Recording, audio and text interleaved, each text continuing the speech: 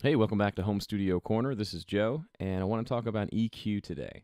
Now, EQ is certainly not a very difficult thing to understand, but it can take a long time to learn how to do it well, to know which frequencies to boost and cut on certain instruments and tracks to give yourself a nice balanced mix. And this is a little trick that I learned a while back that helped me to get better at honing in on what certain frequency ranges sound like.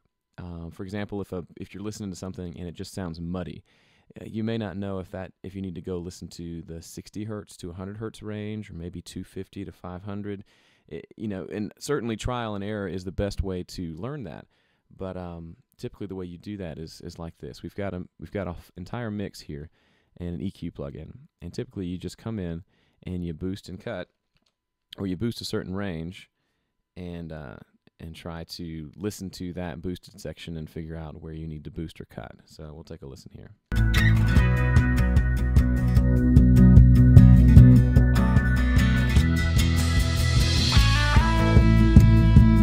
So as you can see, you can hear, what's being boosted. You can hear that frequency, but you also hear everything else in the mix as well. So that's not a terribly bad problem. It's just maybe you wanted to hear just what a certain frequency range sounded like. Now you could put into a high pass and a low pass filter and kind of drag those both around together and listen to sections, or you can do this, which is a lot easier. Take a track, and I've got this stereo mix of a song I did back around Christmas, and just copy it to the second track. I just held down Option and just dragged it over. Now, these two are here together. Now, put the exact same EQ on both channels.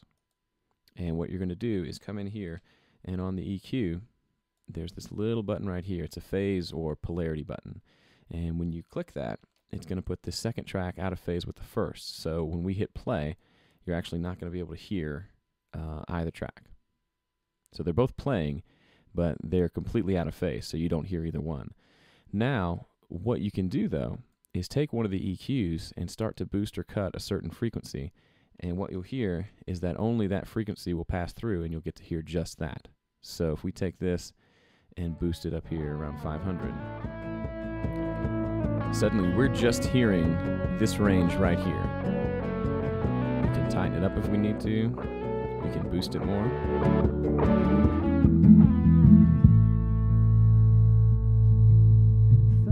So in this mix, for example, I had a little too much bottom end on it, and I could kind of hear it, but when everything else in the mix is playing, it's hard to hone in and realize that, wow, down around 60 hertz is going nuts. But with this, I can come down here, and I can just listen to, 60 hertz.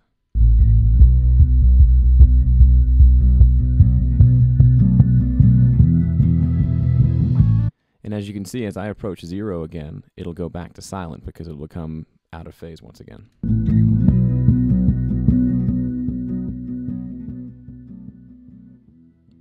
And it's gone. So that is something, if you've got some time this weekend and you're struggling with EQ, and this is something I need to do often because I need a refresher on what these different frequency ranges sound like. Come in and do this.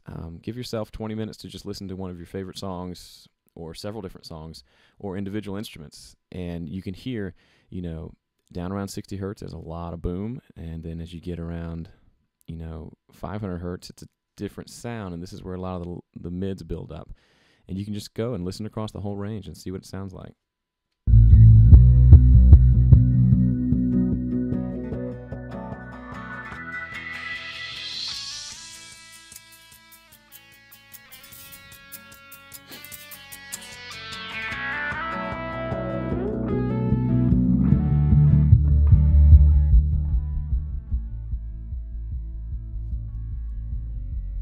See, there's a lot of stuff going on way down low, which I should have mixed that a little better. But there you go. Hopefully that's a helpful tip for you. Let me know what you think. What other EQ tricks do you have, or what do you use to learn how to EQ? Leave a comment on the blog at homestudiocorner.com. Love to find out some more tricks from you guys. Thanks for watching, and we will see you again soon.